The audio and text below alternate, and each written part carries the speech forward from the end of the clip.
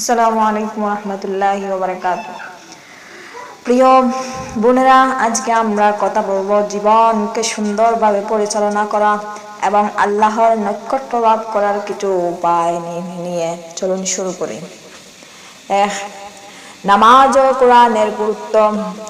নামাজ হলো মানুষের জন্য এক শক্তিশালী লিঙ্ক আল্লাহর সাথে সাক্ষাতের জন্য। নিয়মিত নামাজ আমাদের মনকে শান্ত করে, আল্লাহর নৈকট্য বৃদ্ধি করে, আমাদের দৈনন্দিন জীবনের ধৈর্য শেখায়।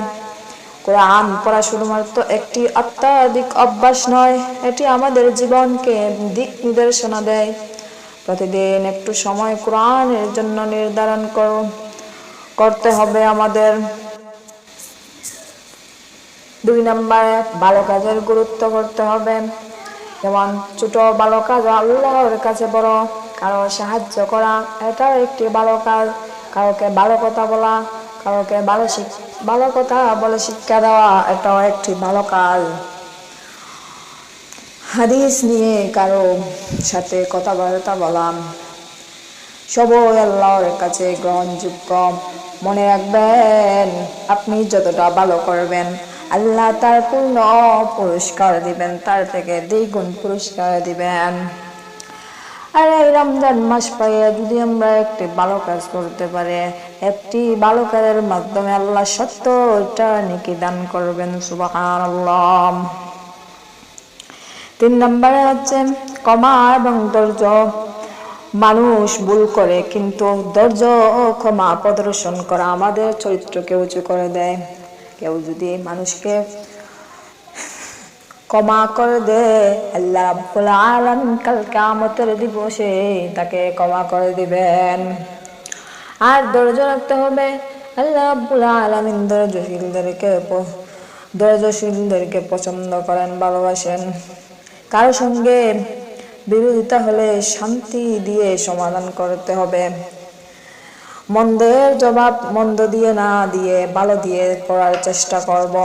এটি আমাদের আত্মাকে শক্তিশালী করে এবং আল্লাহর নৈকট্য দেয়। 4 নম্বর সমাজে ভালো প্রভাব। আপনি নিজের পরিবর্তন করলে আপনার আশেপাশের মানুষও প্রভাবিত হয়। মৃদুভাবে পরামর্শ দিন, সুন্দর আচরণের মাধ্যমে বুঝান, ভালো উদাহরণ স্থাপন করুন এবং অন্যকে উৎসাহ দিন আল্লাহর পথে চলতে।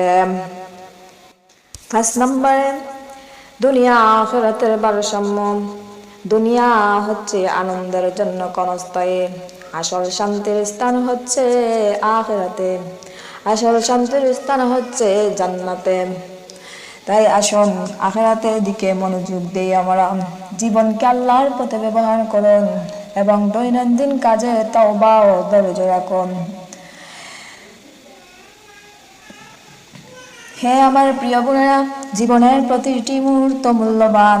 নামাজ, কোরআন, ভালো কাজ, ক্ষমা, ধৈর্য, এসব মিলিয়ে আমাদের জীবন সুন্দর হয়।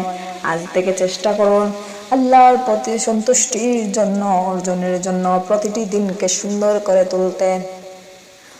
আল্লাহ রাব্বুল আলামিন যেন আমাদেরকে তৌফিক দান করেন ভালো কাজ করার, ভালো পথে চলার, ধৈর্য ধরার, ঈমানের সাথে থাকার, তাকওয়ার সাথে থাকার।